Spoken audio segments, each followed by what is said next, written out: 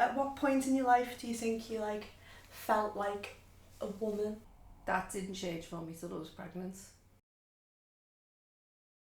It used to annoy me a little bit when you were younger because you wouldn't be naughty.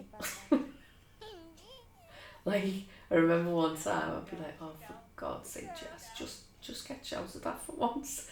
Like, you were down at the beach and you rang me to ask me if you could go in the water. I think you were about 12, something like that, and you said, can I go in the water? And I was like, yeah, if you want to. Well, what about if it, going in me shoes or whatever? I was like, well, do what you want. And it was like, I said, well, if you get them rotten, you're going to have to clean them. So do it if you want to do it, but just don't tell me about it. Sort it out yourself.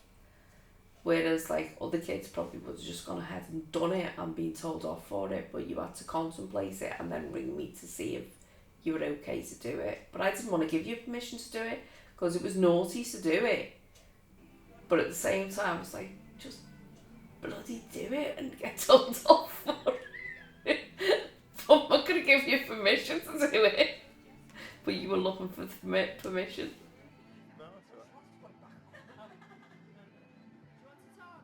And there are some things you just don't tell your parents. Exactly. Do you wish you knew everything about me? No. It's not right. It's not right to know everything. The fact that I don't know everything shows how responsible you are being. There was a period in time when I just felt like no matter what I did, I couldn't get it right. Like, I just annoyed you. I was just annoying. I think there was a period of time, but that was before, you moved out. We started to get a better relationship. And kind of like always thought I was getting at you over something, like you didn't quite get what I was saying to you. There are some things that, like, growing up or even now, that I should talk to you about, or I should have talked to you about, but I don't, for fear of upsetting you. But I know that. I know that, but I think you should have, because I'm stronger than you think. Yeah, I probably would get upset that if something happened to you, or you were going through something, I'd probably be upset, but I'd still want you to talk to me. And I think I could probably, handle anything that you tell me and be there to support you if you needed me. I think you have a fear of disappointing me. Definitely. You could never disappoint me. Are you going to tell me you're pregnant or something? What is this all about? I'm not pregnant. Okay. But around Christmas time last year, I was. And in January, I had an abortion. Oh, Jess. And I've been waiting for a time to tell you about it, because I just felt like the longer I left it.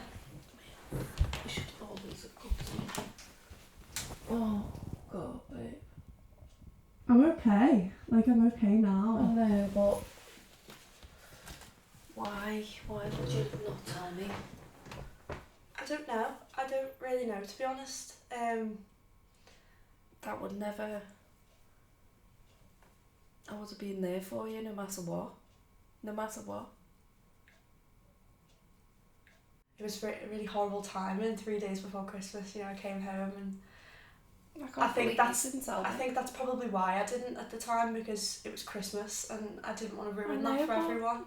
But that's, to us, that's what Christmas is about. It's about you. So yeah, it's just stuff, isn't it?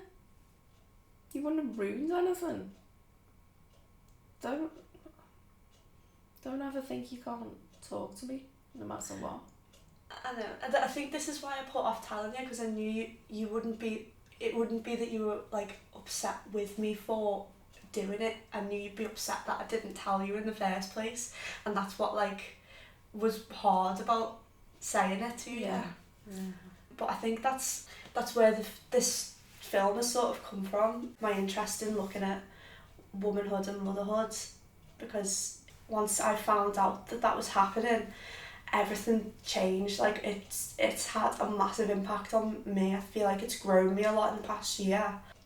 It's made me think a lot about motherhood.